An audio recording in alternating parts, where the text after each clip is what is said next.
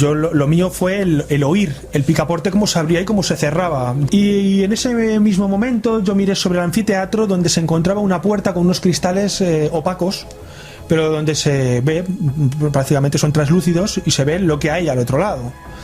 Y yo pude ver cómo la puerta se abría, se cerraba, se abría y se cerraba, así en 2 veces seguidas y muy rápidas, con portazos muy fuertes. Ya sabéis que yo tengo la costumbre de hacer grabaciones. Sobre todo porque te salen. Bueno, no siempre, pero sí que tengo que decir que independientemente de las grabaciones, yo me quedé muy impactada y muy sorprendida de que allí, estando presentes, escuchamos nosotros mismas los portazos de los que nos habían hablado los testigos. Después de haber comprobado que todo estaba en orden, que no podía entrar nadie, comprobáis que hay esos portazos fuertes. Fuertísimos, muy fuertísimos. Estamos hablando de un día de gran calor, de esos que ha habido en Madrid últimamente, que sin aire. Sin aire, por supuesto. Las puertas estaban tal cual nosotros entramos, es decir, pues si hubiera habido un portazo físico, vamos a decirlo así, alguna puerta tendría que estar de manera distinta. Y estaba todo igual, y además fueron varios portazos muy fuertes, Iker. 1:06, como en un viaje en el tiempo. Aquí estamos, somos Milenio 3. Una noche de celebraciones, una noche en la que Madrid es una auténtica fiesta, y yo dejé la profecía por escrito, 1-1, ni más ni menos, y ha ocurrido. ¿Tendré que dedicarme a profetizar? Espero que no. En fin, con la marea rojiblanca inundando cada recoveco de esta ciudad, nosotros estamos dispuestos a desconectar, por lo menos durante las próximas 3 horas, y conectaros o reconectaros con misterios interesantísimos. Misterios que a veces vosotros contáis mejor que yo, mucho mejor que yo. Guillermo León y Diego Marañón con todo preparado. Gracias a todos por estar ahí. Nosotros, lo sabéis, que más queremos es contentar a la audiencia, esa audiencia que sois vosotros con nombre y apellidos, y que es la que nos mantiene en esta 13ª temporada y desde hace tantos años. Gracias una vez más por vuestro apoyo. Esta película de 1997 con Kevin Costner como protagonista tuvo un impacto fuerte. Hablaba de esas cuerdas que se entrelazan más allá de la vida. Llevábamos un tiempo en el cual los libros de Moody y los conceptos sobre el túnel, las ECM clásicas, habían caído un poco en lo popular. ¿Por qué? Porque los temas, como bien sabéis vosotros, también se estancan, también cansan, también hemos escuchado muchas veces la misma historia. Y aunque es una historia que nada puede superar, yo creo, porque nos habla del espejo del otro lado, resulta que ya lo dábamos casi por hecho. Un lado de la sociedad creía profundamente en que esas experiencias significaban el acceso a otra consciencia, o a la auténtica consciencia que vive envuelta en la carne y que no se entera realmente de lo que es la última verdad. Y por otro lado, una gran parte de la sociedad había acabado convencida de lo siguiente: una serie de parámetros puramente biológicos racionales se activan en el cerebro y se provoca esa especie de ilusión. Y ahí teníamos, hasta el año 97 digo, esa división absoluta. La ilusión, todo es explicable mediante pura bioquímica cerebral, o los que piensan que hay otra cosa. Esa división, como siempre, ha tenido sus rozamientos, sus fallas. Justo en el 97, es curioso, empiezan algunos doctores una lentísima revolución. Empiezan a posicionarse, empiezan a no dar la espalda a Raymond Moody, que fue un poco, incluso casi alzado como una víctima, con la OPA incluso también puesta, de la Inquisición moderna. Doctores empiezan a decir: ojo, que eso no es solo una ilusión. Y en los últimos 15 y 17 años se ha ido avanzando. Proyectos diferentes en diferentes países. Pero hacía mucho tiempo que en España no teníamos una representación de estas personas a la vanguardia. Un buen amigo de este programa es, digamos, el abanderado de este movimiento, el doctor Gaona. Pero el doctor Gaona tenía varios ases en la manga. Algunos va a sorprender. No estaba en el guión, y lo ha comentado y nos hace especial ilusión. Vamos a desvelar solo parte de ese secreto esta noche, si os parece. Pero caramba, la ocasión era muy buena, ¿no? Especialistas internacionales de gran prestigio y que dieron el paso. Como Pizarro y sus hombres trazaron una línea y la saltaron. Sabían que podían correr peligro sus carreras, su prestigio, pero muchos eran protagonistas de experiencias cercanas a la muerte, o muchos tenían familiares y testigos de los cuales no podían dudar. Y entonces se alinearon en esta corriente extrañísima. Médicos, forenses, neurocirujanos, neuropsiquiatras, a favor de que hay otra cosa. Nuestro compañero Diego Marañón ha sido cronista virtual de toda esta historia. El sentimiento de gratitud por saberse comprendidos fue una de las muchas cosas que compartieron los asistentes a la primera reunión nacional sobre experiencias cercanas a la muerte. El Salón de Actos de la Facultad de Humanidades de la UNED en Madrid fue el lugar escogido para este excepcional encuentro dirigido por el doctor José Miguel Gaona, que trató de exponer desde un punto de vista científico y experiencial este fenómeno. La encargada de romper el hielo fue Janice Holden, profesora de psiquiatría en la Universidad de North Texas. Es mano derecha de Bruce Greyson, uno de los tipos que más sabe sobre temas de ECM, y justamente además con Janice Holden estamos haciendo un trabajo, ¿no?, sobre este tipo de cuestiones. En su intervención, Holden presentó los resultados de una investigación llevada a cabo por su equipo sobre un total de 188 ECMs. Del estudio se desprende que no existe una relación vinculante entre estas experiencias y posibles enfermedades mentales, y que quienes han pasado por ellas han visto aumentadas sus capacidades paranormales. Cuando el profesional de la salud no lo había ni patologizado ni demonizado y lo había considerado como una experiencia real o potencialmente real, la persona que la había experimentado había considerado dicha experiencia como algo positivo. ¿Cuántos de vosotros habéis tenido una experiencia negativa o muy negativa a la hora de relatar vuestra experiencia a un profesional de la salud? Disclosing your NDE to a health professional.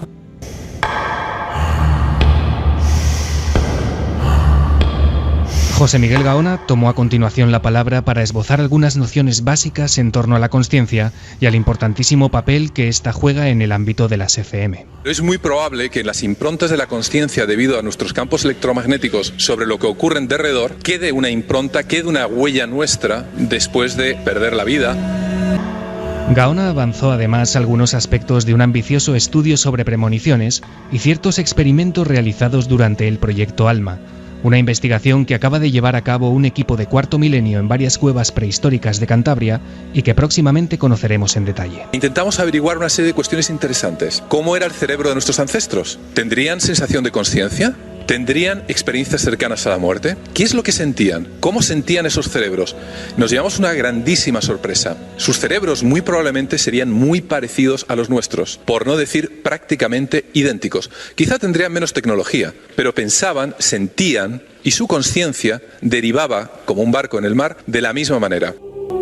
Óscar Llorens, filósofo especializado en consciencia, hizo un ameno repaso por el concepto de muerte en los distintos tipos de realidad, proponiendo un nuevo modelo ontológico. Además, presentó varios puntos que, según él, pueden avalar la realidad trascendente de las ECM. La muerte es lo que nos da la vida. Todo está en continuo cambio. Opino que muchas veces se desestima por ignorancia, por inercia. Hablo de cuatro argumentos fuertes según los cuales las experiencias cercanas a la muerte muestran que la conciencia es no local y por tanto con cierta independencia del cerebro. También hubo tiempo para escuchar al doctor Juan José López Martínez, profesional de la medicina que trabajó durante un cuarto de siglo en el servicio de urgencias de un hospital de Cartagena. Hace 15 años, tras una experiencia desconcertante pasando consulta a una paciente, comenzó a investigar el fenómeno de la regresión a vidas pasadas, llegando a una conclusión que a la vez supone una de sus más firmes creencias. La vida empieza antes de nacer y no termina con la muerte. Para mí ha sido muy fácil comprobarlo. Una vez que le tomo los datos al paciente, ha sido tan fácil como ir al cirujano que lo operó, sentarme con él y decirle: tú dijiste esto, tú hiciste esto y tu ayudante hizo esto y dijo esto. Y me dicen: ¿y tú cómo lo sabes? Digo: yo no lo sé, lo sabe tu paciente. Al principio yo de esto no creía nada. Hace 18 años yo no hubiese estado ahí sentado. El evento finalizó con la presentación de la Fundación Acércate, un proyecto de convivencia y apoyo a enfermos terminales. Fue el punto y final a la primera edición de este Encuentro Nacional sobre Experiencias Cercanas a la Muerte, un evento pionero que desde Milenio 3 deseamos que tenga continuidad en los próximos años. Esperemos que sí. Nosotros simplemente hemos querido encender la mecha, ¿no? Si otros quieren luego tomar el relevo, incluso dentro de los propios asistentes, bienvenido sea. Lo que hemos hecho en definitiva es remedar reuniones semejantes que se dan en otros países como Estados Unidos desde hace ya alguna década que otra, ¿no? tiene un propósito, la verdad, es muy sano. Personas que han tenido esa experiencia de repente se ven, se crean lazos de amistad, se crean lazos muchas veces que les siguen durante años. A veces simplemente como curiosos, que es lo que somos, es interesante apoyar nuestro oído en ese bloque, en ese muro que nos conecta con los que saben, con los que tienen amplia experiencia, con los que podemos llamar científicos. Y digo espiar amablemente para saber en qué están. Y algunos, desde luego, sin temor al que dirán, están en unas coordenadas muy próximas a la membrana del misterio. Ya no es hay vida más allá de la vida, sino que algunos doctores, después de experiencias personales como hemos escuchado, se atreven a decir algo igualmente misterioso o más misterioso. Me parece un hermosísimo título. La vida comienza antes de nacer. ¿Cuántos médicos? España es, gracias al esfuerzo de Gaona, una puntita, ¿no?, en un inmenso bloque de hielo. No somos ni la punta del iceberg, ¿qué más quisiéramos? Pero también hay personas que se suman porque tienen sus propias evidencias. No aparece en ningún catálogo esto, en ningún libro oficial. Y sin embargo, doctores con amplísimo recorrido están ahí. Es más, yo os invito a que mañana participéis en otra experiencia interactiva también casi. Y es que en Cuarto Milenio van a venir 2 doctores españoles, no digo más, pero uno con 6 doctorados, la otra neurocirujana, a contarnos su regreso de la muerte o su experiencia cercana a la muerte. Médicos como testigos, médicos en activo. Algo está cambiando, porque ese doctor de Cartagena decía: yo hace 18 años no estaría aquí porque me reía. Yo os aseguro que como periodista curioso del misterio nunca hubiese pensado, nunca habría imaginado 2 médicos en la televisión contando: yo lo viví. No estoy hablando de teoría, de lo que yo creo. Yo lo viví. Viví esa interfase. La conciencia como algo no local. La conciencia como no solo algo residente en el cerebro. Es decir, la mente no solo es el cerebro. La mente es algo mucho más extraño que puede acompañarnos desde antes del nacimiento y posiblemente nos acompañe después de la muerte. Todo esto que son absolutos tabúes están ya en congresos universitarios como el que acaba de capitanear el doctor Gaona, y yo siento una enorme alegría, porque no sé la verdad, pero sé que esto sí embarga y emociona a muchos doctores. Por algo será, compañeros. No sé qué opináis vosotros. ¿Se habla de revolución silenciosa o no tan silenciosa?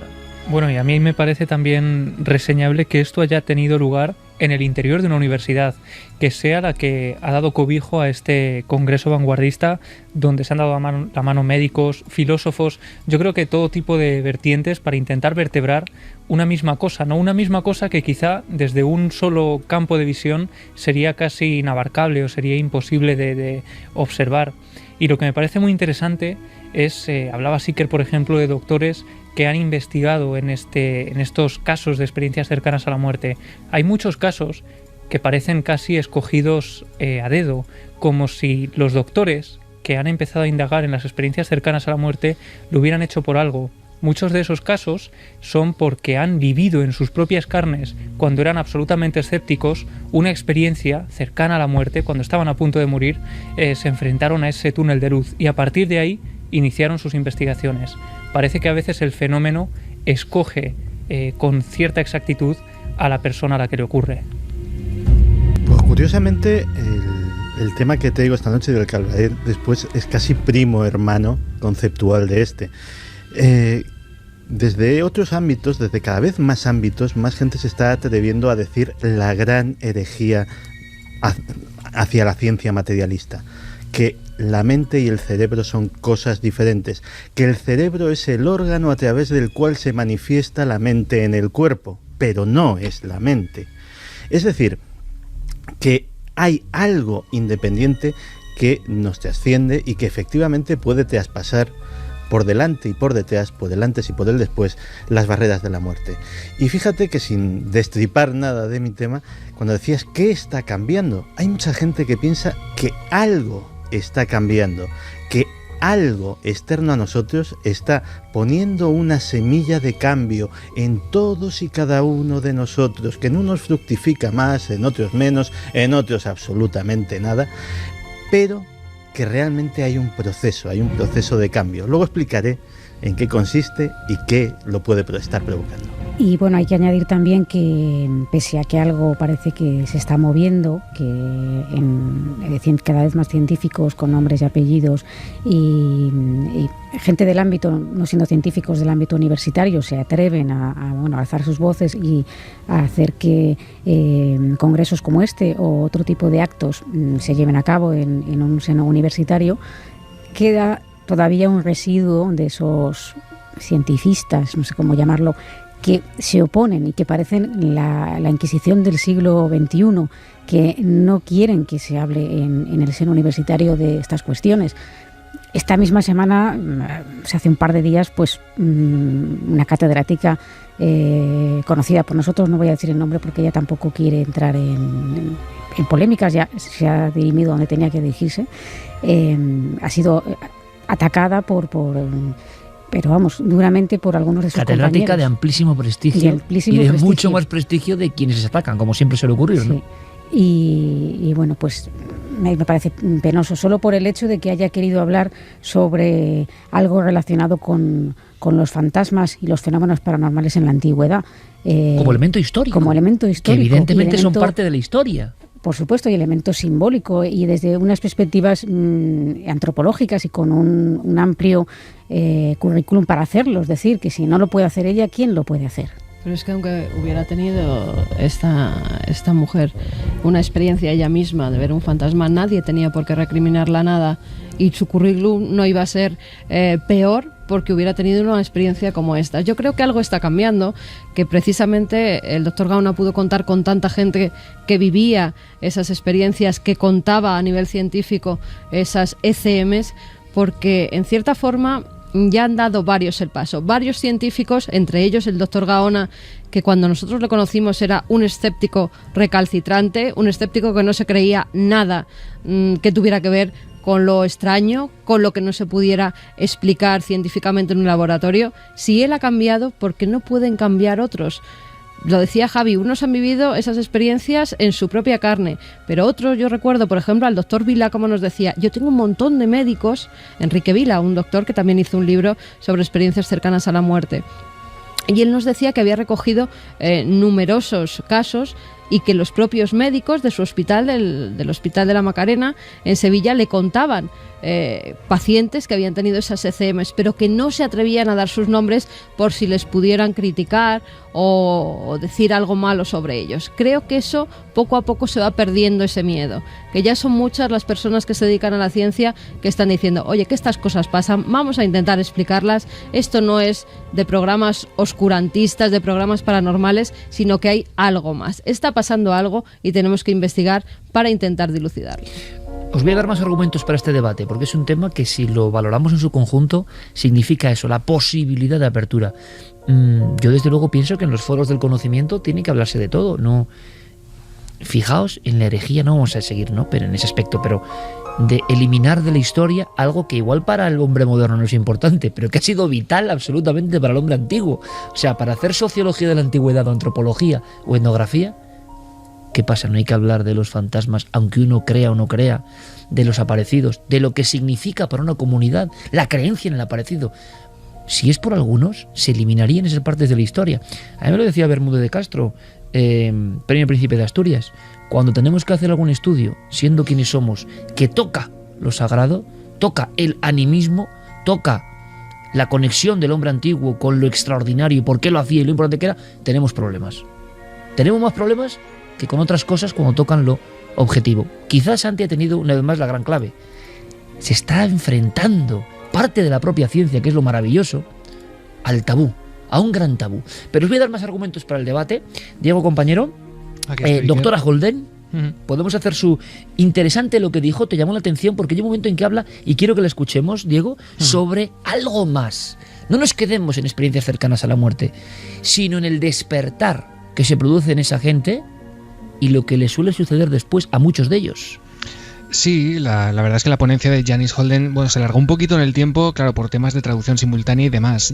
Como te he dicho en el reportaje, ella es profesora en psiquiatría de la North Texas University, está colaborando con el doctor Gaona en una serie de proyectos, y parte de las tesis de Holden se basan en lo que sienten los pacientes que han pasado por ECMs. Ella afirma que lo que ellos sienten, esas percepciones, son absolutamente reales, pero que por otro lado no se pueden explicar, no pueden haber sido causadas de ninguna manera por procesos sensoriales normales. ¿Por qué? Porque su cerebro estaba apagado, estaba absolutamente inhabilitado para digamos, ser portador o ser la causa de esas sensaciones. De ser esto cierto, Iker, se demostraría que la conciencia y el cuerpo físico funcionan de manera independiente. Fíjate que esto que se dice tan pronto supone una auténtica revolución. Es aquí donde el gran tabú, como dice Santiago. Es aquí donde se aproxima a las tesis del doctor Gaona, y ella también daba una serie de claves.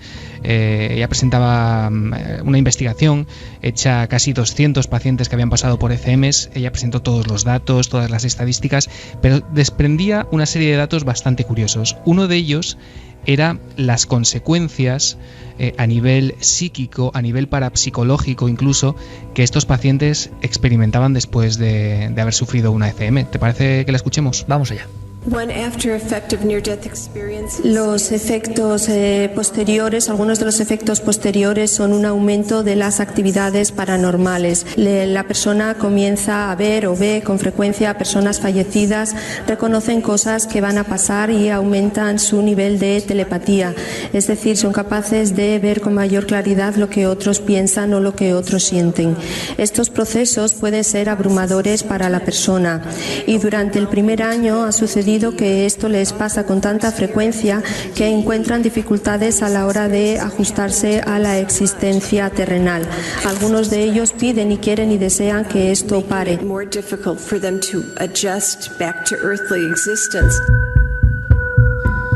La doctora, la psiquiatra, algunos quieren que esto pare.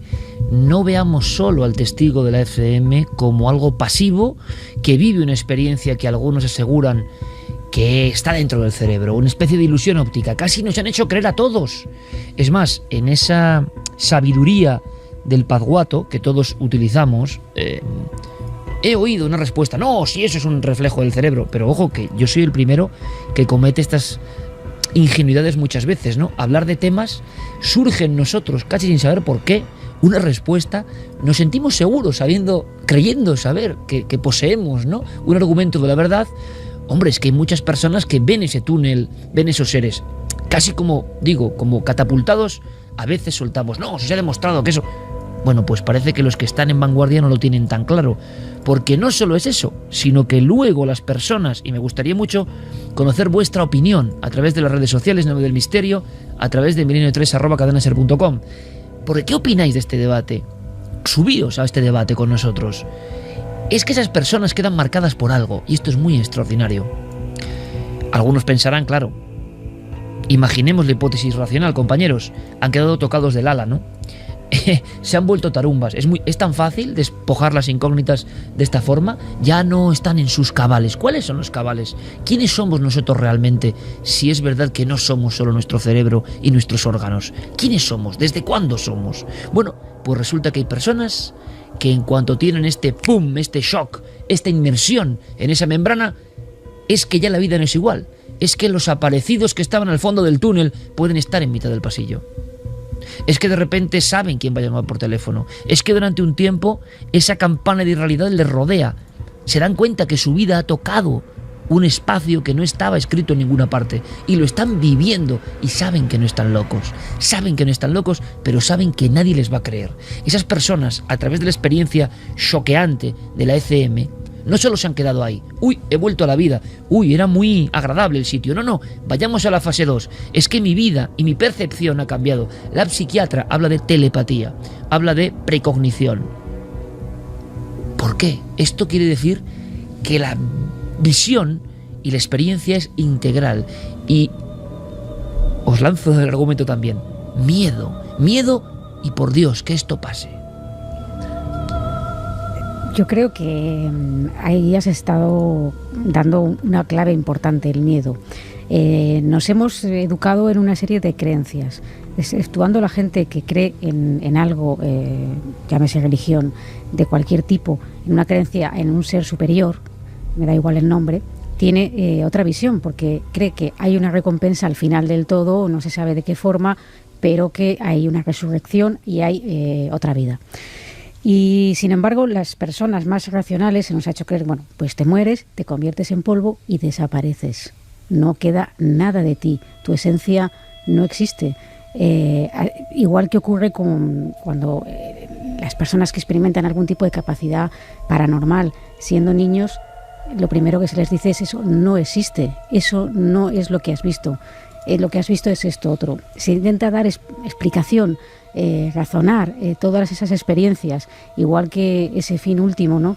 Al que todos, tarde o temprano, nos guste o no, nos tendremos que enfrentar. Solo entonces vamos a saber si de verdad están en lo cierto aquellos que creen que hay algo, y los que afirman rotundamente que no existe nada más que... Interesante eso, Clara, ¿eh? Los que creen y Exacto, los que afirman los que rotundamente. Los que creen, bueno, tendrán su aferramiento a esa creencia, pero no se meten, digamos, en camisa de 11 varas. Ellos van por libre.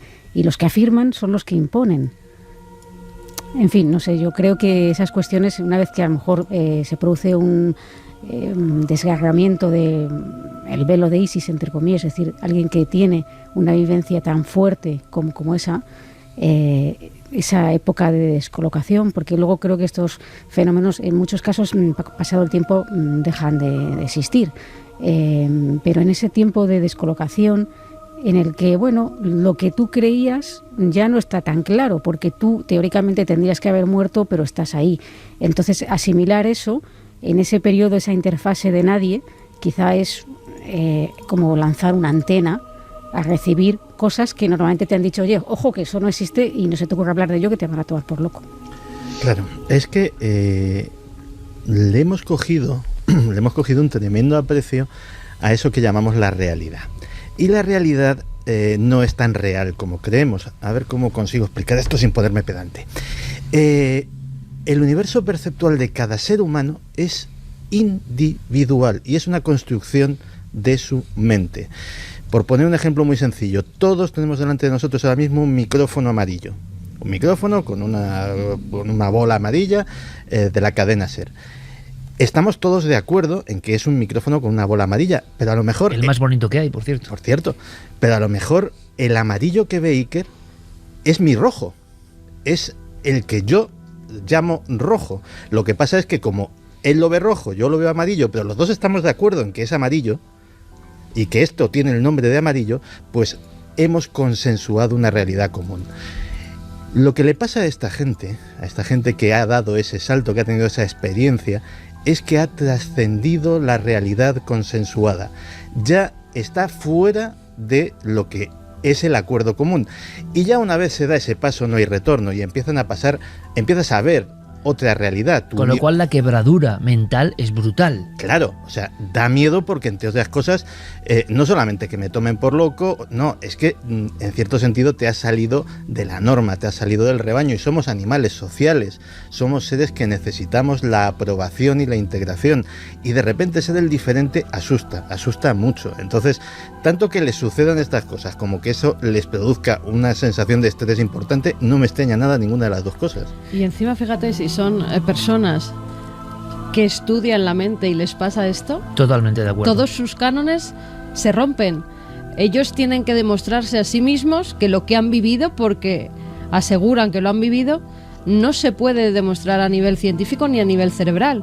Y si escuchas a médicos diciendo las experiencias que han tenido cercanas a la muerte, es que todo ese castillo de naipes que habían construido durante toda su vida científica se viene abajo en 2 segundos, porque ellos a sí mismos, y lo saben, ellos a sí mismos no se pueden engañar, con lo cual tienen que dar todavía un paso más, ya no solo no creer, sino explicarse lo que ha pasado, porque a nivel científico no lo pueden explicar. Yo, fijaos, y podéis intervenir en cualquier momento, yo creo que el debate y el evento lo merecen, y por supuesto Diego en cualquier instante, y nuestro público, vosotros, ¿no? Me gusta mucho saber vuestros titulares. Luego iremos con la historia del colegio, que en el fondo quizás es la misma historia contada de otra forma, ¿no? Como todo lo que contamos aquí. A mí me impresiona a lo largo de mi experiencia algo mucho, y cada vez más, fijaos, cada vez más. Creo que lo emocional, evidentemente, quizás sea la puerta de la percepción más próxima al misterio o la verdad última, y entonces empiezo a ver en mi biografía un sinfín de miradas acumuladas a lo largo de estos años, y hay algo que las identifica, algo que las une. He entrevistado a cuántas personas en mi vida, Imaginaos, hecho la cuenta, ¿no? Entrevistado. Pues en su mirada, cuando han visto algo, cuando han visto lo extraño, lo innombrable, lo insondable, la otra realidad, cuando han estado en esa esfera que está fuera de lo consensuado, su mirada tiene un algo, compañeros, que tiene un denominador común. Y yo no sé tampoco expresarlo. Pero cuando el caso creemos que es real, ellos saben que lo han vivido. Y los casos, ojo, son de una dinámica muy diferente. En los altos del Ganchurizqueta, en los años 50, un labrador baja y se encuentra una especie de cosa ahí parada. Y su vida sufre un shock brutal y su mirada se tiñe de algo que cuando tú te cruzas con esa mirada, sabes que no es ordinaria. Lo mismo a la persona que cree que ha visto un ángel en mitad del campo. Ella cree que ha visto un ángel, por ejemplo en Cuarte, Zaragoza, flotando en mitad de un campo. Claro, lo lógico es pensar que está loco, pero su mirada no tiene la mirada del loco, tiene otro velo extraño. Es el que por unos segundos ha estado mirando en la trastienda de la realidad. Cuando uno ve la experiencia de esa persona que ha visto a su padre o a su madre a los pies de la cama despidiéndose, tú sabes perfectamente que esa expresión tiene un algo. No sé si es reconocerse en esa otra cosa. Es como a veces el apego a un mundo que sabemos que también pertenecemos a él, pero que no entendemos. Toda esa gente, y yo he entrevistado a miles de personas, me he encontrado esa mirada constantemente a lo largo de mi vida. Y quizá no he seguido más que empeñándome en esa labor, como entendiendo que todos nosotros también tenemos que ver con eso, que en momentos de nuestra vida hemos sufrido shocks, cada uno a su forma, pero esa mirada del testigo de lo extraordinario, esa es imposible de olvidar. Ese es un argumento de peso. Ahora, ¿cómo lo llevas eso a una fórmula, no? Mira, os voy a sorprender, o más bien Diego os va a sorprender, porque con qué rotundidad, fijaos, porque esto es importante, con qué rotundidad hablan no simples periodistas curiosos, entrevistadores como yo, sino profesionales de lo científico. Tenemos un documento que habla sobre el alma, que sería propio de una iglesia quizá hace no sé cuánto tiempo. Bueno, no, porque ni los curas hablan ya de esto, claro. Son los científicos los que hablan más del misterio, más que realmente se están aproximando más al misterio ellos. Es increíble, ¿no? Bueno, pues para que veáis cómo habla, por ejemplo, un científico, Diego, sobre el alma, que sobrecoge lo que dice, ¿no? Sí, yo la verdad es que tengo que reconocer que no lo conocía. A este hombre es Juan José López Martínez, es médico y es una persona que ha trabajado durante 25 años en el servicio de urgencias en un hospital de Cartagena. Iker, estamos hablando pues, de un profesional de la medicina que, por cierto, fue el primer médico en España que obtuvo la autorización de una administración sanitaria, en este caso la Consejería de Sanidad de Murcia, para abrir la primera consulta sobre terapia de vidas pasadas. Después de hacer miles, literalmente miles de regresiones, tal y como él contó en esa charla, que fue la verdad bastante amena, él ha llegado a la conclusión que exponías al principio del programa, Iker, que la vida empieza antes de nacer y no sé si es más importante, pero que además no termina con la muerte. Él quiso explicar el porqué del título de uno de sus libros, que se llama La respuesta está en el alma, y para hacerlo contó esto que vas a escuchar ahora. En mi experiencia he podido llegar a la conclusión: el alma lo sabe todo. El alma sabe lo que ha pasado en el vientre materno. El alma sabe lo que ha pasado en el nacimiento. El alma sabe lo que ha pasado en vidas pasadas. El alma sabe qué pasó en las experiencias entre vidas. Las experiencias entre vidas o las experiencias entre cuerpos. Pero hay una cosa muy importante, y es que para el alma no hay tiempo, no hay espacio y no hay distancia. En cambio, el consciente sabe de nosotros aproximadamente a partir de los 6 o 7 años de edad en el cuerpo físico. El consciente no recuerda nuestra estancia en el vientre materno, no recuerda nuestro nacimiento, no recuerda vidas pasadas, no recuerda espacio entre vidas y, por supuesto, se rige por la idea lineal de tiempo. 1:53, esto es Milenio 3 en la cadena SER, fue una noche muy especial. Yo decía antes, con todo el respeto, lo de los curas me refiero evidentemente a una parte, y no pequeña yo creo, de personas que acceden como un científico, con un dogma, una fe, y al final, entrevistando también a muchos de ellos, científicos dogmáticos y religiosos dogmáticos, que ambos existen evidentemente, ambos extremos, da la impresión de que repiten letanías o cosas y no creen realmente. Si no, no se entienden algunas cosas. Y entonces tenemos a médicos, o sea, científicos, trabajando en el shock de las urgencias. Imaginaos, amigos, lo que ha visto este doctor, que te hablan del alma, claro, con una profundidad y con un shock y con un impacto que no me extraña que el público diga, este sí que lo cree, ahora sí que lo creo. Si te hablan como de cuadernillo sin vivirlo y sin creerlo de verdad, pues no tiene la misma fuerza. Entonces es curioso este solapamiento, ¿no? Personas en España, lo estamos viendo con nombres y apellidos, que están trabajando en esto y que están convencidos. La palabra alma. La palabra alma en boca de científicos, médicos. Es una revolución silenciosa por una cosa muy sencilla, porque si el doctor Gaona no los lleva a la universidad, libros de escasa tirada en su mayoría, o no hablamos aquí, ¿está esto en los periódicos? ¿Esto es tendencia? No interesa a nadie. Y quizá no interesa porque nos cuesta concebirlo en un mundo donde tenemos la mente completamente cuadriculada, donde todo tiene que estar en perfecto control. De repente hablar de algo que es el alma, que no tiene espacio, que no tiene tiempo, que no tiene cuerpo, es algo absolutamente inconcebible y que nos cuesta entender, ¿no? Pero ¿cómo tiene que ser el impacto de algunas de estas personas cuando se encuentran con esto que es tan imposible y tan increíble, cuando el punto de no retorno, después de vivir esa experiencia, el cambio más evidente es la pérdida del miedo a la muerte? El gran tabú, yo creo, del siglo XXI, para ellos es algo anecdótico, y no solo eso, sino que para muchos de ellos incluso la vida en sí ya no tiene el mismo valor.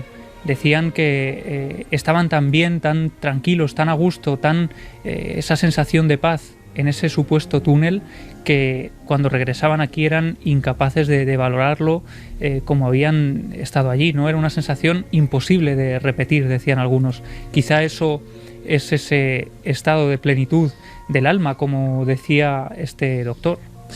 Vamos a escuchar de nuevo al doctor, porque es rotundo, ¿eh? Le entrevistaremos en profundidad. Decía algo más que quizá tenga que ver con lo que yo he dicho de la mirada, la incomprensión del que ha traspasado esa barrera. El mayor problema de las personas que han tenido una experiencia cercana a la muerte, ¿saben cuál es? Que no encuentran a quien contárselo. Se ha dicho aquí que se desarrollan sensaciones, o sea, capacidades paranormales, sensibilidades, sí, pero hay una que la desarrollan desde que abren los ojos. Y es que mirando al que tienen enfrente saben si pueden contárselo o no. No sé si estarán de acuerdo las personas que han tenido esas experiencias. Entonces, el interlocutor válido es fundamental para este tipo de pacientes, para que puedan contar lo que les ha pasado. Vamos con algunos mensajes que nos llegaban sobre las ECMs. Paula Riol dice: creo que el cerebro, aparte de ser el motor de nuestro cuerpo físico, es el intermediario traductor de una energía que es la que forma nuestro yo, nuestro ser, alma, una energía, una base de datos, por así decirlo, que nos conforma y que sin ella no somos más que marionetas sin mano que nos guíe, un cuerpo vacío. Mar nos decía: imagina cómo ubicar en tu día a día experiencias de este tipo y saber que de alguna manera quedas estigmatizado ante la sociedad. Alex Moreno: a veces podemos pasarnos años sin vivir en absoluto y de pronto toda nuestra vida se concentra en un solo instante. Una frase de Oscar Wilde. Pantera: la consciencia no está en un punto del cerebro, está en todo cuanto trasciende la conciencia. El yo es la que perdura, llamada alma. Carlitos dice: quizá nuestra capacidad cerebral se expanda ante este tipo de situaciones, que aumente nuestra percepción. Borja: dicen que la CCM es química cerebral, pero ver lo que pasa 5 pisos por encima de uno, no hay química que lo haga. Despertaferro: ¿y si estudiasen las radiografías del cerebro durante la CCM para captar las zonas activas y aplicarlo en usos omniscientes? Blanca Oriol: cuando estás en un momento límite se viven ECMs también. Eso prueba que no es del cerebro, es la conciencia que te lleva allí.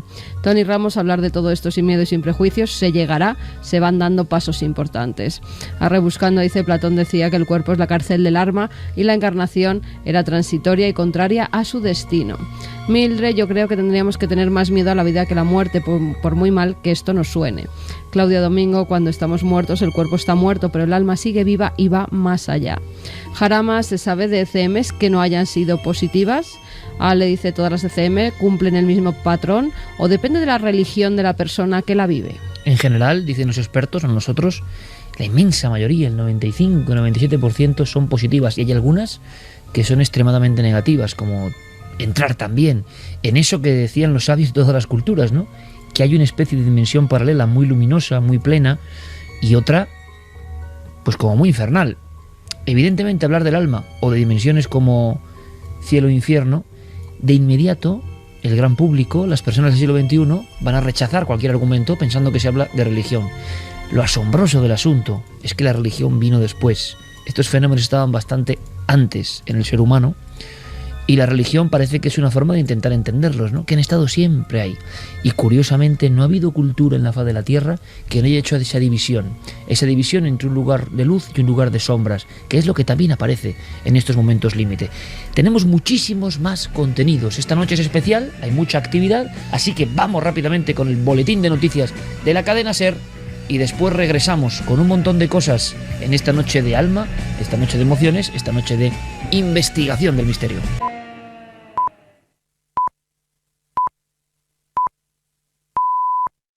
El colegio es una parte importante en nuestra vida. El colegio formará parte de los recuerdos, de la nostalgia o de las pesadillas, quién sabe, porque momentos vitales muy importantes, repito, claves de nuestra existencia se viven en sus cuatro paredes. No se habla mucho de colegios con misterio, por lo menos no hay muchos casos registrados, sí algunos curiosos. Este que viene a continuación podría ser uno de ellos. Aprovecho la circunstancia para agradecer a todo el público que comparte en muchas ocasiones radio y televisión el eco enorme como nunca del debate de la educación que tiene que ver con los colegios, ¿no? Lo que está ocurriendo, lo que está pasando, otro misterio. Esta noche nos damos cuenta, como tantas otras, que todos los misterios tienen un engarce, que al final nada está separado, no son universos metidos en cajones estancos, sino que tienen que ver, son como un gran organismo, ¿no? Que al final tiene diferentes caras. Estamos en un mundo donde tanto las emociones como el misterio, que quizás es una parte, ¿no?, profunda de las emociones, están relegándose. Todavía ser un individuo emotivo parece que es como algo propio de segunda clase, en el sentido de qué serio es este hombre. Y al decir qué serio es este hombre, parece que uno está diciendo qué prestigioso o qué bueno es este hombre. Y creo que nada que ver, ¿no? No tiene por qué. En el mundo de las emociones y en el mundo de los misterios han ocurrido muchísimas cosas. Muchos piensan que precisamente hay esa conspiración, esa forma de cloroformar los cerebros o modificarlos. Algunos lo harán con un buen sentido, creyendo que es lo mejor, y otros pensando que esta vida es lo tangible, esta vida es la pura realidad, en esta vida hay que aferrarse a seguridades y en esta vida no hay que soñar. Eso de soñar queda para los Quijotes, los locos, los iluminados y los lunáticos. Y eso queda pues como una cosa casi simbólica, grotesca. Sin embargo, muchos Quijotes, locos, iluminados, que a veces, como hemos visto, están de lleno en la ciencia. Y lo están por su currículum, por su conocimiento. Ha sido precisamente en la cúspide de sus carreras, en momentos muy concretos, cuando han recibido la visita misteriosa del misterio. La visita enigmática del enigma. La visita extraña de lo extraordinario. Y esa, como hemos dicho, es como un enorme aldabonazo. A veces es una imagen, a veces es un destello, a veces es una aparición, a veces es un susurro, a veces es una casualidad enorme. Pero quien lo vive sabe que está entrando en otra dimensión diferente. Y al final las dimensiones de lo extraño tienen un pasillo de unión clarísimo. Es como si una realidad que está detrás, como el apuntador de un viejo teatro, que sabe de qué va la obra, y los actores vamos pues como vamos. El apuntador o el director escondido incluso a veces se ríe de los propios pobres actores, ¿verdad? ¿Cómo será eso que está detrás? ¿Cómo será esa historia? ¿Cómo se puede acceder a ella? A veces, y ha ocurrido esta noche cuando hemos hecho el experimento sensorial casi, resulta que una simple imagen, ¡pum!, despierta algo en nosotros. Y no sabemos bien por qué. Lo hemos dicho mil veces, no hace falta saber de pintura, saber de escultura, saber de paisaje, viendo un paisaje, o saber del rostro humano cuando uno ve una cara, pero hay algo que, ¡paf!, se despierta en nosotros. A veces es un simple foco de luz, una pareidolia, como las que muchas veces Carmen saca en su sección en Cuarto Milenio. Pero hay algunas, ¿verdad? Hay algunas que despiertan algo y nosotros no queríamos despertar ese algo, pero ha habido un nexo invisible que ahí debe estar, como indicándonos que a veces la imagen tiene algo importante, es como emisaria de algo. Y hemos hecho eso con un encerado, y hemos recordado de inmediato los encerados en nuestra infancia, ¿verdad? Y los colegios. Los colegios a veces abandonados, que son una imagen, de verdad, repito, impactante como pocas. Impactante como pocas. Porque cuando uno entra en una de esas aulas, a mí me ocurrió en la primera investigación de mi vida, la primera en un pueblo de Soria, recién cogido el coche. Y es un pueblo muy cerquita de Olvega, en Soria, y había un pueblo que tenía la fama de haber sido envenenado al completo. Y yo me dirigí allí con el coche de mi padre, y lo que quedaba, ya os imagináis, era la escuela. Y la escuela donde parece que todavía se sigue dando clase, ¿verdad? Donde el viejo maestro sigue impartiendo la lección de geografía o de lenguaje o de matemáticas. Y quizá todavía algún último número o un trozo del viejo mapa de España dibujado con tiza blanca sobre el encerado verde. Cuántas cosas, cuántos sentimientos, cuántos anhelos. Y parece que todo eso flota. Es la emoción la que le hace creer a uno que eso flota. Alguien que no tiene emociones, que ha cortado sus conexiones con todo ese mundo un poco poético, llega allí y no ve nada, ve trastos viejos. Yo no veía trastos viejos, yo veía a los niños de tantas generaciones hasta que ese pueblo desapareció. Pues a un colegio abandonado nos lleva Clara Tahoces. Y simplemente como adelanto lanzábamos la imagen en las páginas, en las redes sociales de Nave del Misterio. Y yo leí al principio unos ecos que curiosamente coincidían, porque no es tan fácil, creo yo, o sí, ver esa escena. Muchos accederéis a ella mañana. El experimento parece que es claro. Si hacemos una estadística, Carmen, parece que todo el mundo ve más o menos lo mismo, cosa que, bueno, ahí está. Pues fíjate, es curioso porque o ven prácticamente lo mismo o no ven nada. O ven un manchurrón. Qué interesante, no me digáis que no es interesante. O ven un manchurrón. Ahí está la división. Y ojo, que nadie que vea un manchurrón, por favor, se sienta menos. Bueno, son cosas de la percepción. Hay gente que no ve y gente que ve. Como dentro de las cuevas, ¿no? Igual. Rosa Salgado decía un rostro al parecer de un niño sonriente. José Guerra, yo arriba a la izquierda veo claro como una niña antigua de medio perfil y lo de abajo no sé, como si estuviera sentada, no lo veo muy claro. Emily Escribá, yo veo una proyección en la pizarra en la que distingo números, caras, una especie de gancho de metal. Irene Herrero, parece la carita de una niña con algo en la boca. Alfonso Martínez, si giras la foto y la pones lateral, en el cuadrante inferior izquierdo hay un claro rostro de chica. Carlos Alcaraz, la cara como de un niño en esa especie de pizarra. Daniel Brum, ve un rostro femenino pero a modo de caricatura o dibujo infantil, pero intuyo que se trata de una pareidolia provocada por un reflejo, ya que no solo abarca la superficie de la pizarra, sino que afecta también al marco. Juan José Díaz Hernández es una silueta demoníaca o algo así parece. Lali González, la imagen de una niña en la pizarra. Gema Sánchez, una cara y una calavera. Ana Marín, en esta foto ve una cara con una mueca de horror, como si le hubiera pasado algo terrible de golpe. Buenas noches, milenarios. La foto a mí me parece de una niña que parece que extiende algo como una mano en la que parece pedir ayuda. Eso nos lo decía Ana Marín. Y Gino Cado, lo anterior. Andrés, yo veo en la tercera imagen una persona de pie junto a la puerta a la derecha. Es como si la figura saliera de la pared. Saludos y felicitaciones desde Tenerife. Algo relacionado con los niños, algo parece conectado con los niños. Bueno, como en esta noche, ¿no? Que estamos casi en el aula milenaria, aquí en mitad de la noche, solo se ve el flexo y, por cierto, el enigmático colgante que lleva Carmen destellando. Se ve destellando ese que está como dibujado por un niño, por cierto. Es un colgante dibujado por la mano, por el dedo de un niño. Es el colgante del misterio.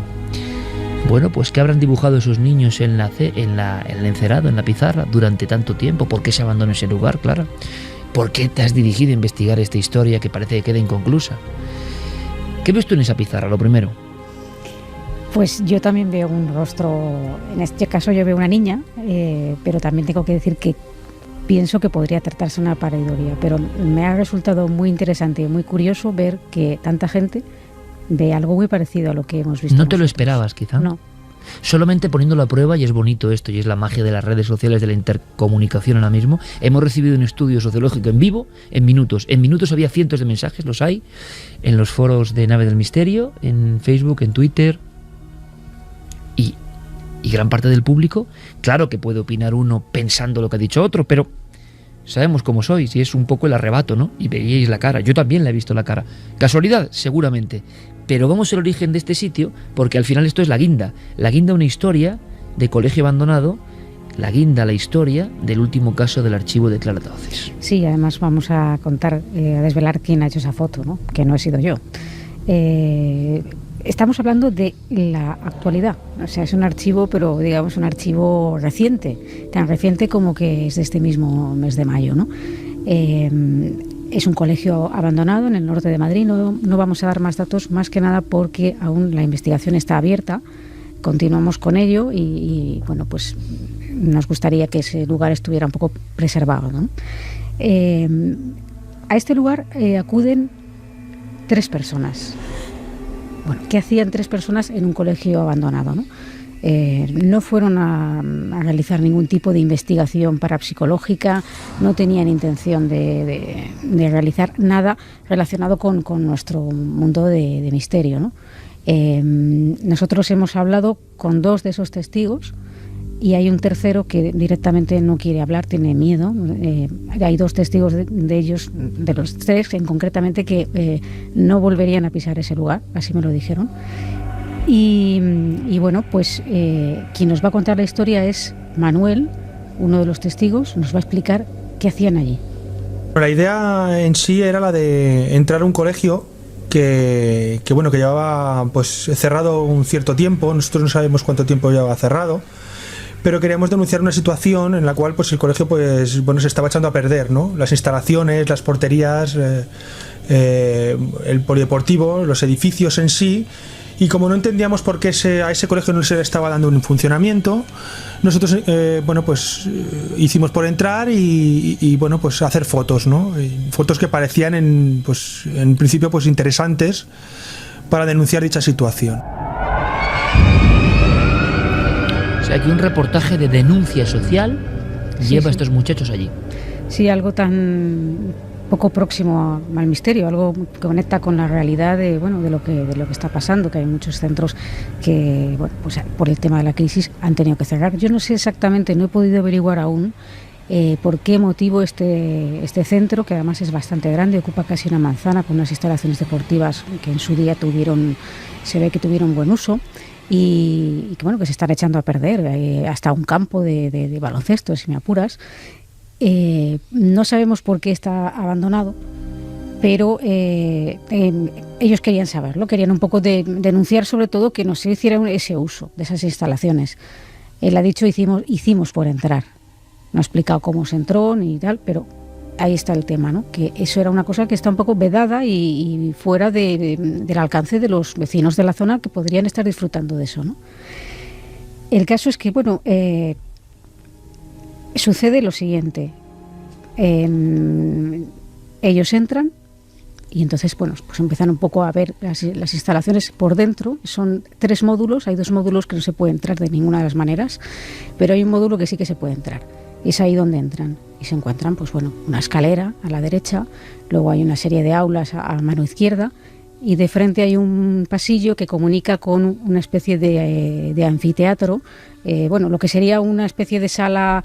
En la parte de arriba hay un anfiteatro, no sé si me estoy explicando bien para que más o menos nuestros oyentes se sitúen, y en la parte de abajo pues podría darse varios usos a aquello, ¿no? Podría haber sido desde un gimnasio, podría haber sido un comedor, pues también había incluso utensilios de cocina. Quiero decir que el local estaba abandonado, pero no abandonado de una manera que pues te dicen tiene usted que cerrar y vaya recogiendo las cosas. Había una serie de materiales allí que... Abandonado como de repente. Sí, exacto. Máquinas de escribir, estamos hablando de mobiliario, como decimos, incluso cacharros de cocina, hay material, incluso de las propias, un proyector de diapositivas, cosas de este estilo, ¿no? Eso les sorprendió un poco y entonces, claro, había también polvo, evidentemente, porque estamos en un lugar abandonado, y la puerta, y eso es importante, Iker, la puerta que comunica con esa especie de gimnasio, vamos a llamarlo así, que a su vez en la zona de arriba tiene un anfiteatro con sillas y con una puerta, deciden, para no levantar polvo, cerrar esa puerta que comunica el gimnasio con lo que es la entrada de la secretaría o como quiera llamarse, ¿no? La cierran y se dedican a hacer las fotos estas que ha comentado Manuel. Y nos va a contar un poco qué ocurre en ese momento cuando cierran esa puerta y lo que les sorprende. En nuestras cabezas, sobre el techo, había un anfiteatro donde se supone que la utilización de ese polideportivo era la de un comedor, la de un teatro o la en sí un polideportivo. A la hora de cerrar la puerta, Pues éramos 3 personas, una fotógrafa profesional, otra persona y yo. Pues bueno, la fotógrafa pues hacía fotos a las diferentes esquinas de ese polideportivo y pues la otra persona y yo pues indagábamos para saber pues bueno pues qué es lo que había más allá. Había una cocina con un montón de muebles. Justamente en ese momento la puerta del polideportivo se abrió y se cerró. Yo oí que el picaporte se abría, por lo cual yo entendía que una persona, que había realmente otra persona dentro, un conserje o una persona que vivía allí, o alguien, y bueno, pues que abría esa puerta y nos iba a decir algo. ¿Qué hacéis aquí? O bueno, porque en sí estamos entrando en un sitio donde, bueno, pues nosotros no sabíamos realmente dónde nos estábamos metiendo, ¿no? Creo que ahora toda la audiencia ha hecho el mismo esfuerzo mental que hemos realizado aquí. Escuchar el típico picaporte de estos ovalados, clac, clac, abriéndose, ¿no? ¿Cómo es el sonido del picaporte habitualmente de un centro escolar? Y cada uno habrá viajado a los picaportes que había en su colegio, ¿no? Y seguramente su cerebro, parte del cerebro, alguna pequeña cédula, ¿no?, de ese gran panal que es el cerebro, ¡pum!, habrá soltado ese sonido, ¿no?, guardado desde hace tanto tiempo. Es lo que tiene también de evocador el misterio. Pero parece que estos fenómenos, en esta pequeña patrulla de fotógrafos y periodistas o jóvenes que quieren denunciar un estado de abandono, eso va un poco increciendo, ¿no?, y llegan a contemplar algo que les aterra. Sí, porque hasta ahora el posible miedo o la sorpresa que ellos se llevan es la posibilidad de que haya alguien físico en el inmueble, alguien que no han visto, alguien que, como no han inspeccionado todo aquello, puede estar ahí y va a llamarles la atención y va a decir, ¿qué hacéis aquí? Salid de aquí, alguien físico. Claro, todo se descuadra cuando, continuando con la historia, les ocurren más cosas y eso les aterra. Después de oír este portazo, la otra persona que venía conmigo, no la fotógrafa, sino la otra persona que venía conmigo, me hizo fijarme si había visto una sombra por debajo del zócalo de la puerta, pero yo no vi nada. Lo mío fue el oír el picaporte cómo se abría y cómo se cerraba. Y en ese mismo momento yo miré sobre el anfiteatro donde se encontraba una puerta con unos cristales opacos, pero donde se ve, prácticamente son translúcidos y se ve lo que hay al otro lado. Y yo pude ver cómo la puerta se abría, se cerraba, se abría y se cerraba. Así en 2 veces seguidas y muy rápidas, con portazos muy fuertes. Subimos a esa segunda planta, había una aula de música, porque había fotos de Beethoven, de Wagner, de Bach. Había una máquina de escribir, hicimos fotos en esa aula. Y bueno, pues digamos que indagamos sobre toda esa planta para ver qué es lo que realmente había allí. El viejo aula de música, los retratos de los viejos compositores, y él, a través del cristal esmerilado, ha visto perfectamente cómo la puerta se abría y se cerraba sola, cómo alguien la accionaba sin que hubiera nadie. Ni siquiera una sombra.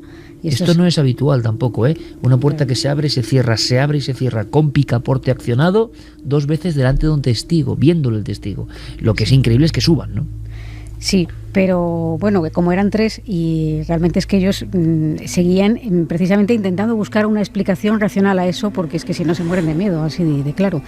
Querían buscar la raíz de eso para explicarlo. En todo momento personas racionales totalmente. Pensando que al subir a esa planta arriba, pues es que habría alguien. Claro, cuando ven que no hay nadie allí, pero que tampoco hay posibilidad de que lo haya habido, porque no hay una posible salida alternativa a ese módulo, es cuando de verdad les entra el miedo, ¿no? Porque se encuentran con algo que ellos no buscaban. ¿Y qué hacen en mitad de un lugar tan grande, abandonado, sin nadie?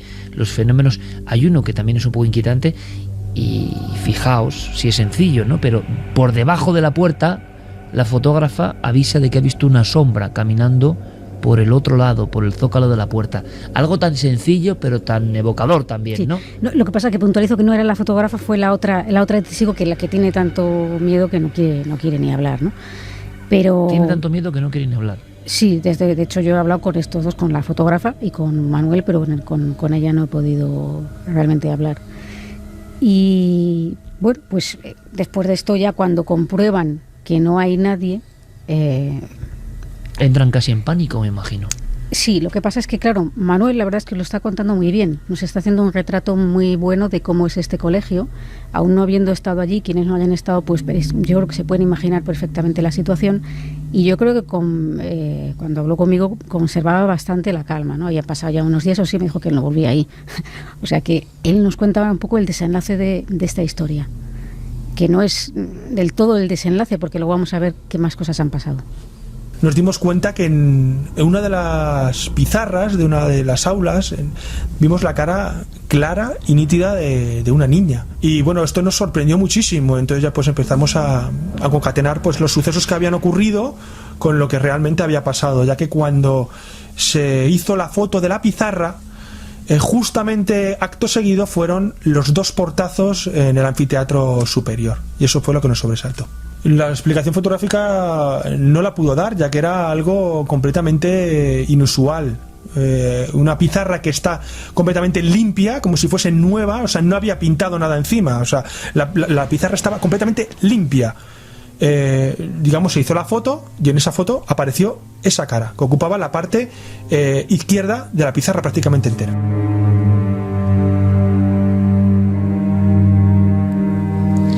Ahora gran parte de la audiencia sabe el porqué del experimento, ¿no? Esa fotografía acaba teniendo su sitio en una historia concreta, esa fotografía suelta, esa cara que, yo no sé, quizá el 70% de las personas que hayan opinado la ven, ¿no? Más o menos.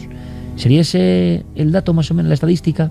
Un poco menos quizás. Un poco menos, quizás 60-40. 60-40, más o menos la balanza. Bueno, pues ahora eso tiene una historia detrás que no hemos querido contar de inicio para no sugestionar tampoco, simplemente poniendo la imagen. Les impacta muchísimo, solo la ven en el revelado, ¿no? Bueno, en el revelado, en la visión digital sí, en casa. Sí, en la visión digital, una vez que ya han salido de ahí, afortunadamente, porque claro, si la llegan a ver ahí a lo mejor se asustan más aún, ¿no? Y bueno, como digo, en principio esta es la historia que a mí me llega a través de una amiga común de uno de los testigos. Y yo, bueno, pues claro, algo que está pasando ahora, por Dios, me quiero ir. Y voy. Vamos, concretamente, la fotógrafa, que es como digo, testigo de esta historia, la amiga común nuestra y yo. Y estamos allí en el día 6 de mayo. Estuvimos toda la tarde y posteriormente regresamos por la noche para ver un poco todo. Primero de día. ¿Te impresionó el sitio? Sí, bueno, el sitio de noche impresiona más, ¿no? Pero de día también tengo que decir que fue un poco sorpresivo porque, bueno, a mí, por supuesto, yo no dudo de la veracidad de lo que ellos han contado y de lo que ellos han vivido, pero yo pensaba que todo eso de las puertas podía tener una explicación, ¿no? Claro, ¿qué hicimos? Nada más llegar, lo primero, antes de nada, es inspeccionar todo el lugar para cerciorarnos de que no hubiera nadie. Por 2 motivos. Por un motivo de seguridad, no sea que hubiera, pues bueno, algún ocupa o alguna persona que efectivamente allí se ve que hay alguna pintada, ha podido entrar alguien de manera esporádica, pero no se ve que haya una ocupación, digamos, continua. Es decir, no hay nada que indique que ahí duerme alguien, pero bueno, había que hacerlo. Y segundo, pues para descartar posibles confusiones y cosas de este estilo, ¿no? Cuando comprobamos que no había nadie, que la única entrada y salida del lugar pues es una entrada, o sea, no hay otra posibilidad de que nadie esté saliendo por otro sitio, pues nos dedicamos a inspeccionar el colegio, que me enseñó exactamente el lugar donde se había realizado la fotografía de la pizarra, que yo intenté reproducir. En algunas imágenes, pues claro, cuando tiras con flash, es verdad que en un encerado de esta característica pues se pueden producir brillos. Yo pienso que podría tratarse de una pareidolia, pero bueno, vuelvo a decir que aunque lo fuera, es curioso el efecto que se ve, porque podría ser una pareidolia de cualquier otra cosa, pero sí, la gente podría ver un árbol, un cangrejo, una cara o un camión. Qué curioso. Sin embargo, que todo el mundo ve una cara, ¿no? Exacto, una que, cara, bueno, también puede ser natural ver una cara, una niña. Sí, pero describe mucho el peinado, los diferentes ojos, que me sorprende también. Pero fijaros, nos apuntaban una cosa, puede ser un dibujo que después de borrar la pizarra haya quedado allí con el reflejo del flash haya surgido. Pues bueno, es una posibilidad. Es un poco raro el dibujo en ese lugar de la pizarra. Parece un dibujo artístico más que un dibujo típico de Hombre, niño, yo inspeccioné la pizarra de cerca, como podéis imaginar, y yo no vi nada que hubiera quedado debajo. Otra cosa es que salte a la luz con un reflejo de un flash, pero tendría que ser algo que estuviera de alguna forma un poco marcado, creo yo, que yo hubiera visto algo. Es que no se veía nada de verdad. Y además, Yo creo que tendría que tener, porque yo pensaba también que podría tratarse un dibujo que con el flash fuera más evidente, pero estaba inspeccionándolo más detalladamente y es que tiene incluso como sombras, es decir, es una pareidolia perfecta y yo creo que dibujándolo en la pizarra sería muy complicado conseguir incluso este efecto de sombras. Sí, también tienes, Javi, un poco razón en eso, no había caído, ¿no? Pero bueno, el caso es que, claro, realizando un poco esta inspección y luego, pues, obviamente, pues, aparte de fotografías propias que hicimos también, ya sabéis que yo tengo la costumbre de hacer grabaciones. Sobre todo porque te salen. Bueno, no siempre, pero sí que tengo que decir que independientemente de las grabaciones, yo me quedé muy impactada y muy sorprendida de que allí, estando presentes, escuchamos nosotros mismas los portazos de los que nos habían hablado los testigos.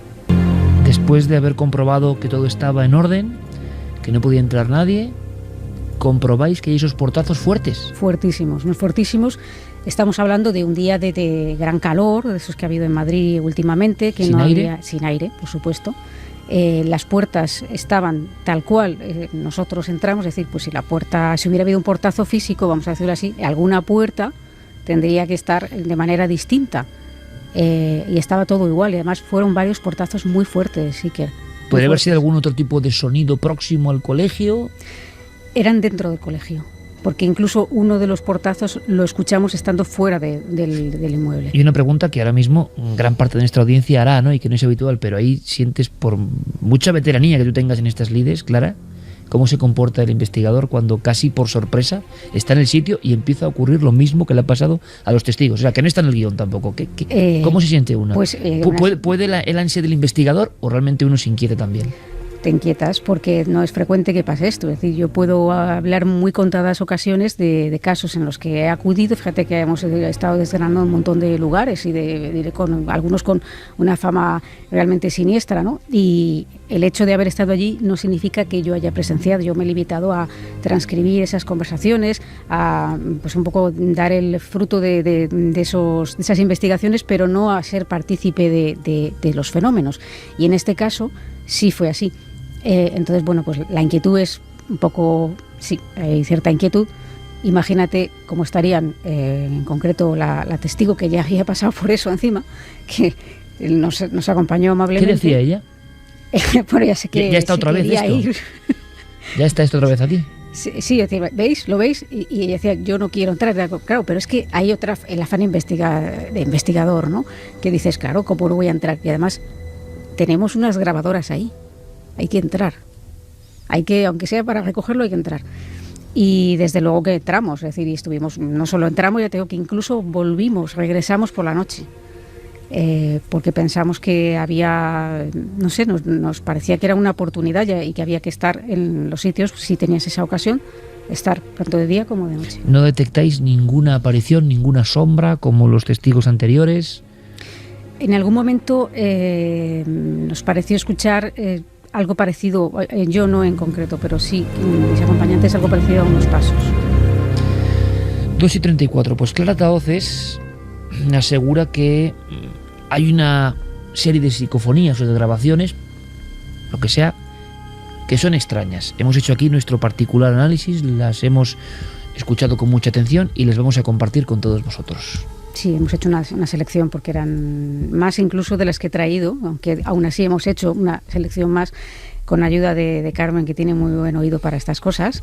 A ver si lo tiene también el público, nuestra audiencia, porque siempre tenemos el mismo dilema y lo sabéis, ¿no?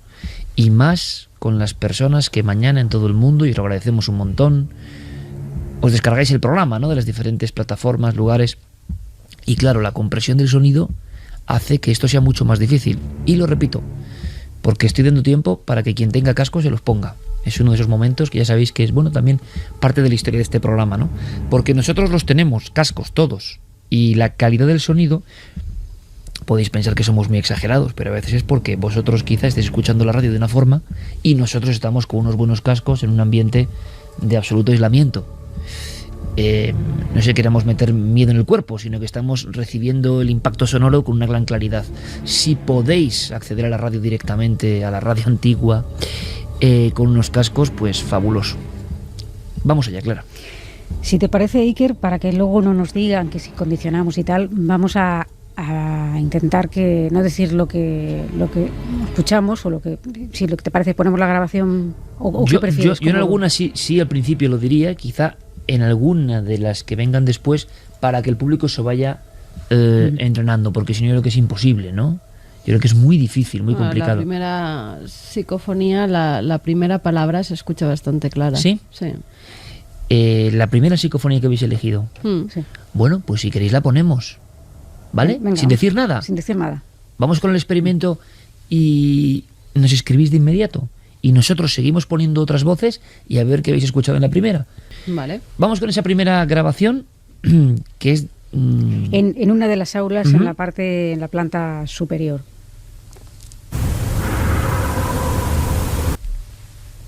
¿La repetimos, Noel, compañero? Claro, yo es que sé lo que dice, entonces me parece muy difícil, pero evidentemente hay una inserción, una voz, la escucháis. Yo no sé si algunos compañeros saben el contenido o no. Santi, ¿tú sabes el contenido o no? No, yo no sé nada y de momento no me aclaro. O sea. Vamos otra vez. Muy bien. ¿Tú lo sabías, Javi, el contenido? No. ¿Y? Estoy más perdido que Santi, yo creo. Es que es muy complicado. Sí. Fermín dice que tampoco, Noel tampoco, imagino, ¿no? Pon otra vez, Noel, por favor. Claro, yo es que la estoy escuchando muy bien y tengo el contenido mental ya sabido, ¿no? Entonces la paridolia auditiva. Bueno, lo dejamos ahí, ¿te parece? Venga, ahora seguimos y luego ya resolveremos el misterio de la primera voz. Os invitamos a través de Nave del Misterio, en Facebook, en Twitter, en todas las redes sociales, a opinar en tiempo real. Vamos con la siguiente, Clara. La siguiente se realizó en lo que es el anfiteatro, ese lugar que parece ser el epicentro de los fenómenos y que además tiene una acústica muy particular. Bueno, ya sabéis la acústica que tiene un anfiteatro, ¿no? Aquí sí que yo diría, ¿no?, que se escucha, porque además puedo explicar un poco, creo que es importante explicar aquí que, bueno, vamos a escuchar una voz infantil y que... infantil. Hace alusión a una de las personas que me acompañaron ese día. Es un saludo, algo así como un saludo, y dice: hola, Zafi. Hola, Zafi. Zafi como Zafiro, Zafi. Sí, es hola, un diminutivo. Zafi. ¿La escuchamos?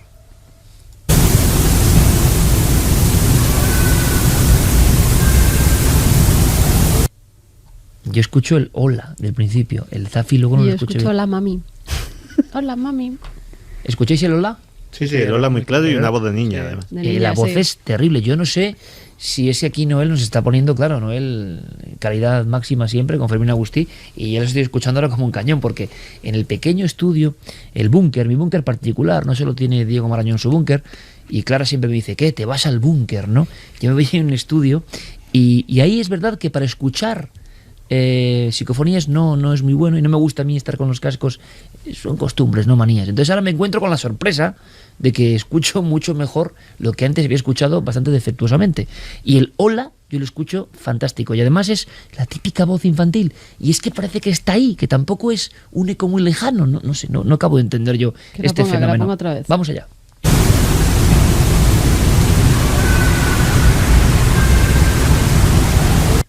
Hola, mami, clarísimo, vamos. Hola. Sí, yo también entiendo. Mami. Hola, un espacio de tiempo y luego mami. Bueno, esto, como sabéis, se presta a más interpretaciones. Yo lo he escuchado mucho y a principio también me pareció lógico, además siendo una voz infantil que te remite a lo de la... Y sobre todo porque parece mami. que tiene que ver con las que vienen después, ¿no? Claro, lo que pasa que luego este nombre se repite en otras grabaciones. Santi, Javi. Y coincide, ¿no? Yo Con escucho algo. sí, yo escucho el hola clarísimo. Lo que pasa es que la palabra final, lo último que escucho es como una A. ¿Santi? Yo no distingo la palabra final, pero sí, el hola, vamos. Pon otra vez, Noel, por favor.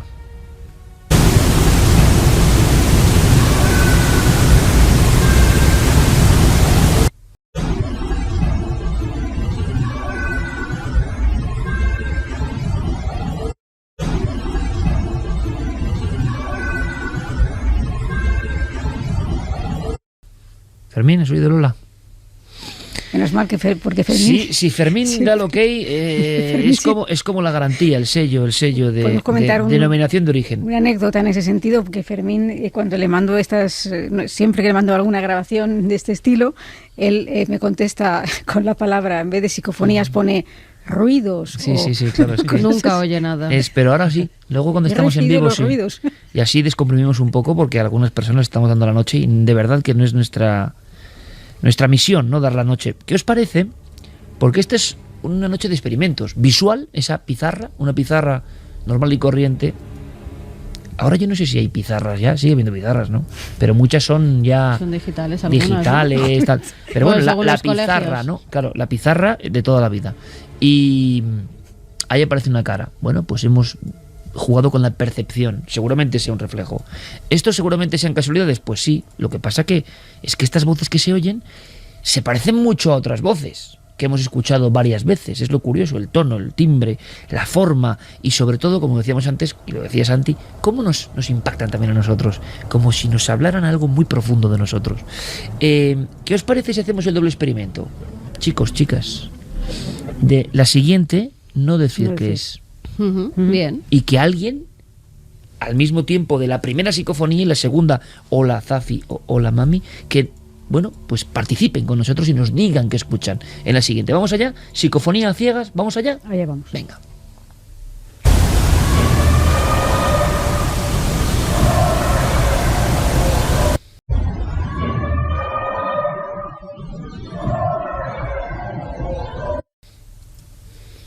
Aquí lo primero es que sí se puede decir que es una voz como más de alarido, ¿no? Son como unos alaridos prácticamente. Y es que son tan evidentes.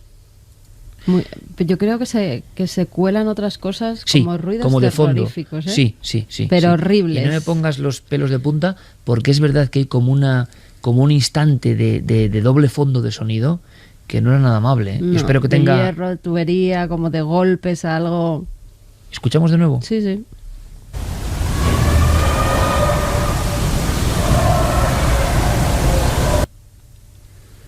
Nos suena esa voz, por cierto. Incluso una voz masculina que se cuela en un determinado momento. Bueno, esta si queréis la vamos a resolver porque es que es muy complicada. Ahora me he dado cuenta yo al lanzarla que quizá esta sea la más abstracta o la más rara, pero hay algo... Hagamos el experimento, seguimos dejando la primera que hemos puesto en el secreto y esta vamos a resolverla ahora, Clara. Pues esta, bueno, es un alarido, claro. Yo creo que es muy claro el alarido y luego seguido en lo que yo escucho, un mamá muy prolongado. Muy prolongado. Mamá. Escuchamos.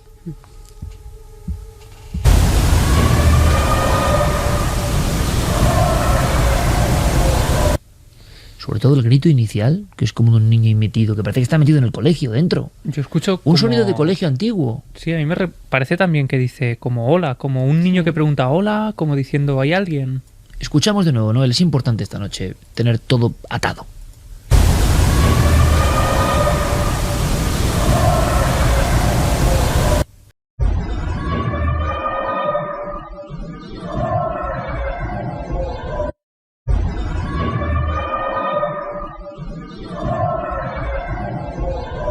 Pues a mí ahora mismo he escuchado un hola en vez de un grito. Hola. Como alguien, echémosle emotividad, repito, puede que no sea lo cierto, puede que yo sea el primer equivocado, pero ahora escuchándolo entre todos y en ese embrujo común, en esa especie de ensalmo en el que nos metemos todos, que es la mente humana también en la percepción, Javi aporta una cosa y de repente eso se transforma. ¿Qué está ocurriendo ahí?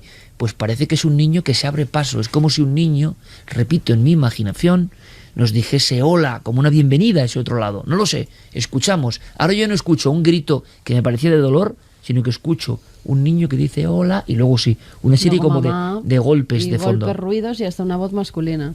A ver qué escuchéis vosotros.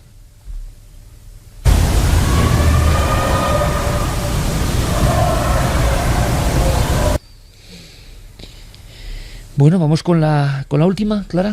Sí, la última sigue siendo una voz infantil, en este caso un poco cantarina, que parece... Como todas, ¿no? Las que hemos escuchado, sí. Es un poco ahí una... Lo que pasa es que esta última, por ejemplo, la que hemos oído, era un poco más desgarrada en comparación con esta que parece más juguetona, ¿no? Algo así como, ¿dónde estás, mamá? ¿Dónde estás, mamá?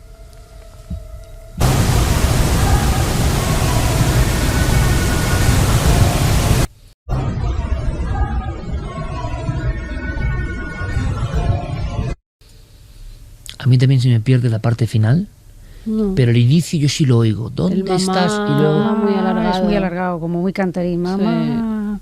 escuchamos, veo a Santiago Camacho totalmente concentrado.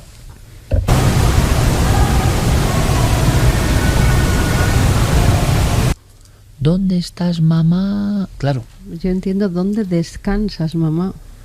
Claro, Carmen siempre poniendo esa nota. Claro, estamos ahí pero es muy curioso el experimento, porque lo bonito también de este equipo es que muchas veces, y es algo que hacemos conscientemente, parte del equipo no ha escuchado las voces y el efecto sorpresa es en vivo, y a veces ocurre conmigo mismo y yo quiero que lo haga mi equipo conmigo, y entonces entramos en una especie de conjetura que yo espero que se traslade.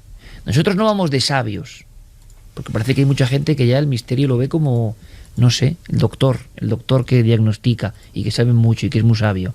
Nosotros no, nosotros nos seguimos emocionando, nos seguimos poniendo con la carne de gallina, nos seguimos entusiasmando con el misterio en vivo, y eso es muy hermoso.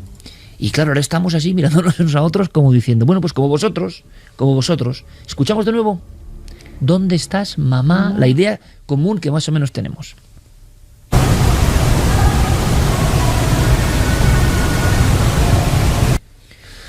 Bueno, ojalá gran parte de nuestra audiencia esté escuchándolo con la calidad, ¿no? Y imagino que en carretera, más de uno se habrá parado en carretera para escucharlo con nitidez. Y es verdad que los cascos aquí... En carretera no sé, pero más de uno ha encendido la luz de su dormitorio.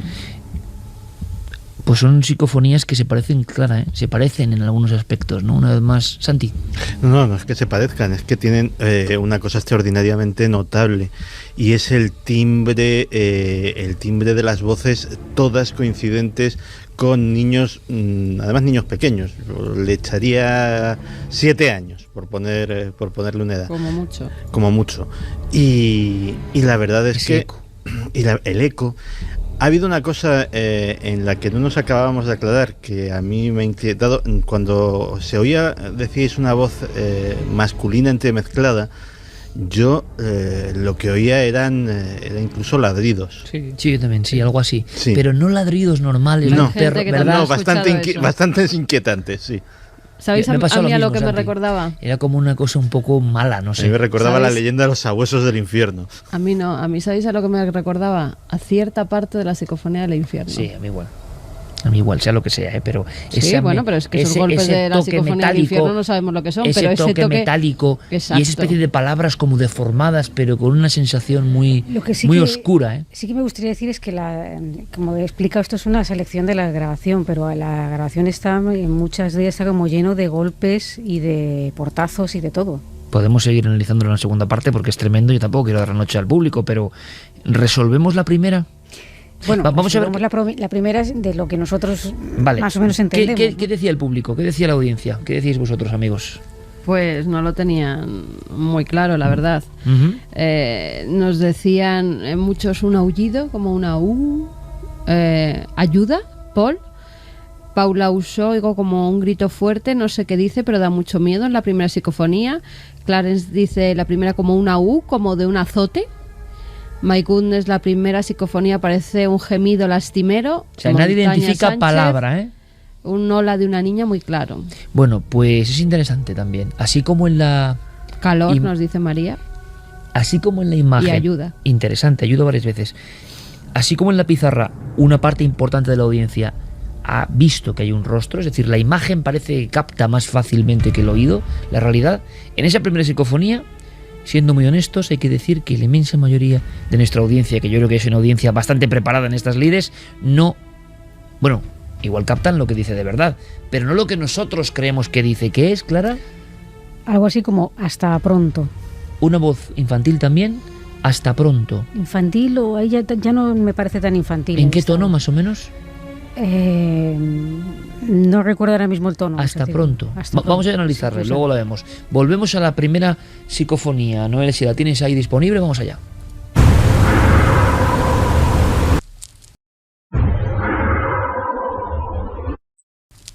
Que parece como un aldabonazo. ¡Hasta pronto! Sí, no es una voz ya tan infantil como... ¡Hasta pronto! Se diferencia un poco de las otras. Yo la sigo viendo infantil. ¡Hasta pronto! Pero parece de alguien más enfadado. Más mayor. O sea, como de 10, un niño de 10 años que... ¡Hasta pronto! Escuchamos de nuevo, y Noel. rápida.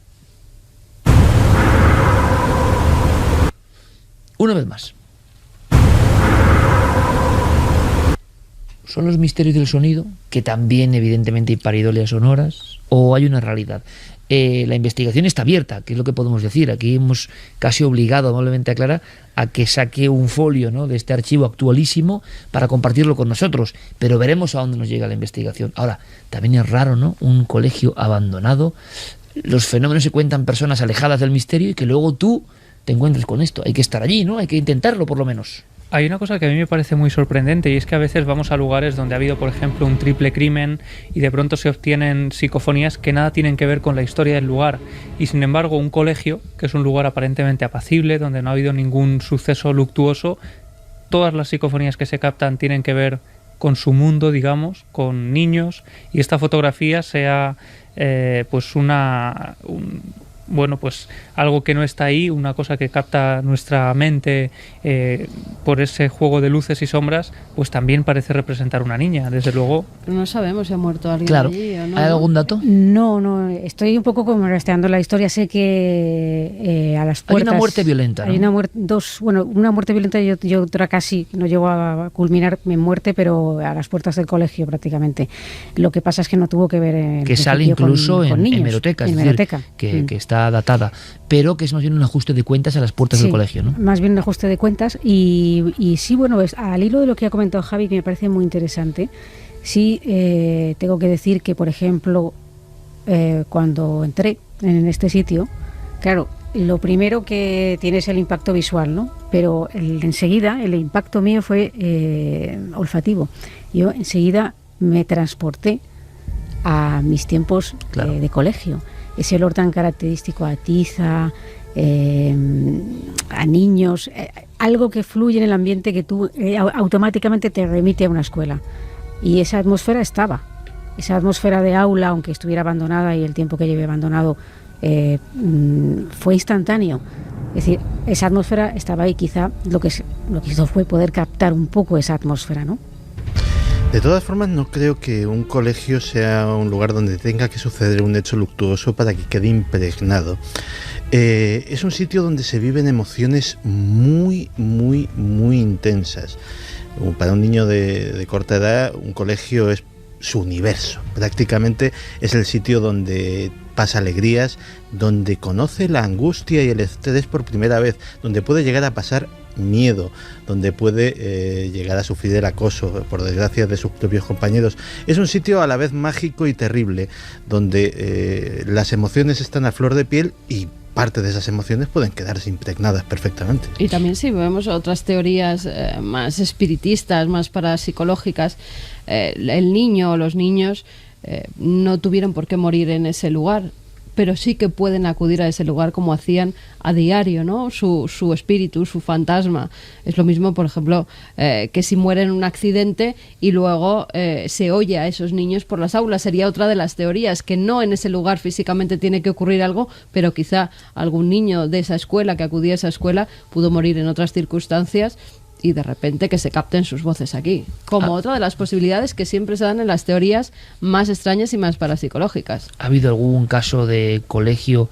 Recuerdo el de Turón, en su día, lo investigó nuestro compañero Juan G. Vallejo, había unos restos óseos debajo del colegio y resulta que había al lado... En el patio del colegio. Exacto. Además había testigos que incluso pudieron, ¿no?, sacar fusilamientos de la guerra civil, porque el colegio fue utilizado como cárcel durante la guerra civil, e incluso quedaba con vida el enterrador de esa localidad, que mataron a su mujer allí cuando estaba embarazada de 7 meses, y él recuerda perfectamente cómo después, tras muchos años transcurridos, gente del pueblo mismo tuvieron que excavar en ese colegio, en lo que sería el patio donde jugaban los niños, encontraron esos cuerpos, rescataron esos cuerpos de la guerra civil y los tuvieron que enterrar en el Campo Santo. ¿Y qué es lo que se veía en el colegio? Pasaban determinadas cosas, ¿no? Sí, aparte de que se escucharon psicofonías, se veía como una esfera de luz verde que salió captada en algunas fotografías del grupo Gaipo, que era quien estaba investigando ese lugar, y también se habían visto sombras, luces, se habían escuchado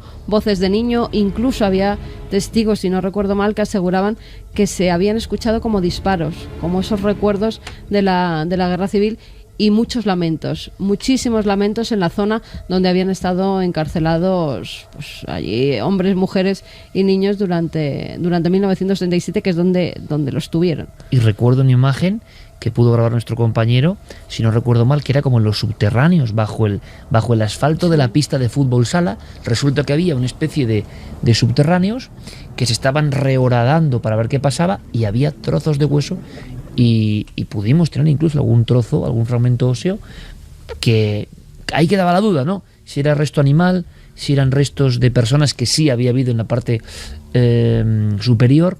En fin, pero tampoco hay mucha fenomenología en España con colegios. Así no hay grandes casos muy conocidos de colegios donde ocurran cosas, ¿no?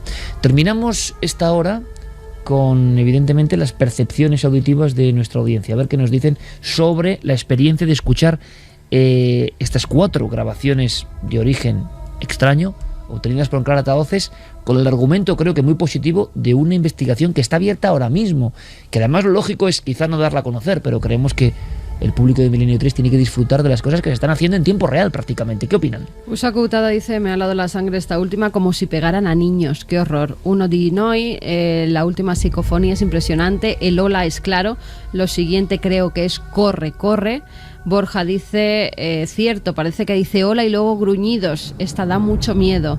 Celebi, se escucha una voz aguda, la de hola mami, de antes, y una voz muy grave. José Luis Fluixa, patrullando con un compañero y los dos pasándolo fatal, encima por caminos oscuros. Bueno, pues buena patrulla que tengan todas las fuerzas de seguridad y que tengan miedo a los vivos, no a estos. Sí, pobres. total. Fran González, son como 2 voces distintas, una niña que grita hola y otra voz.